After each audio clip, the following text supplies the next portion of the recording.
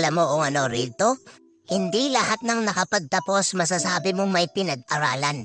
Kasi kahit anong taas ng kursong tinapos mo, kung wala kang modo at pangit ang tapas ng dila mo, walang makikisama sa'yo.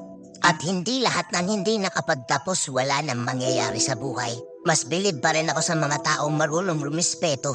Hindi bastos. Na porket nagkaroon lang ng titulo, akala mo kung sino na. May kilala kayong ganito? Oo, marami, di ba?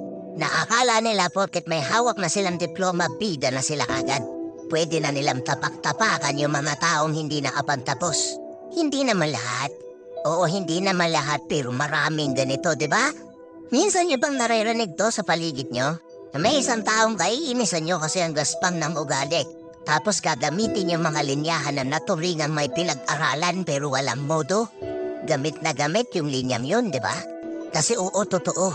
Pero mga tao dito na nakapagtapos, nakapag-aral, akala mo kung sino na. Minamalhit na nila yung mga kasama nilang hindi nakapagtapos. Akala nila bida na sila. Tingnan kita senaryo na madalas nangyayari. Nagkita-kita kayo ng mga kabatch mo noon. Ano purpose kung bakit kayo nagkita-kita? Yabangan ng mga narating sa buhay. Ikaw yung tipo ng tao na hindi nakapagtapos pero may diskarte. Maganda-ganda yung binikita mo. Pero hindi mo yun sinasabi sa iba kasi ayaw mo magmukhang mayabang sa ibang tao. Alam mo yung hirap ng buhay dahil mas mahaga mong naranasan yung pagsubok. Pinagkaitan ka. Pero mas pinili mong magpaumbaba at maging makatao. Nagkita-kita kayo ng mga kabatch mo noon. Sila nakatapos na. Yung iba sasabihin, ano na nangyari sa'yo? Di ka nakapagtapos. Tignan mo ko ngayon, manager na. Ganda na ng trabaho ko, ikaw nandyan ka pa din. Binanatan ka agad ng talon na hindi nila alam na mas malakas ka pa kumita sa kanila. Nangunguna yung kayabangan nila. Minamaliit ka agad nila. Nangyayari tong mga gantong senaryo na to, di ba? May mga kamag-anak ka na bidang-bida sa pamilya nyo. Kasi taas ng tinapos eh. May diploma. Siya yung bida sa pamilya. Pero kapag nagkikita-kita, napakagaspang ng tabas ng dila. Hindi makatao. Akala kasi nung iba, porket nakapagtapos ka, okay lang na magbida-bida ka. Lalapitan ka na ng mga tao. Hahangaan ka na.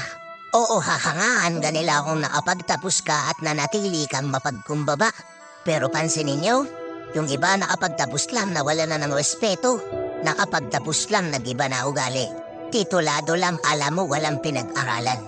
Kaya ikaw na nanonood ikaw na nanonood na pinapatamaan ko. Kung inaakala mong bidaan na porket may tinapos ka't may diploma ka.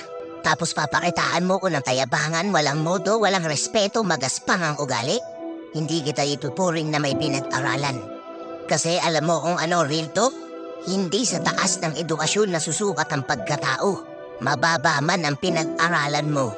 Kung marunong kang rumespeto, daig mo pa titulado. Time.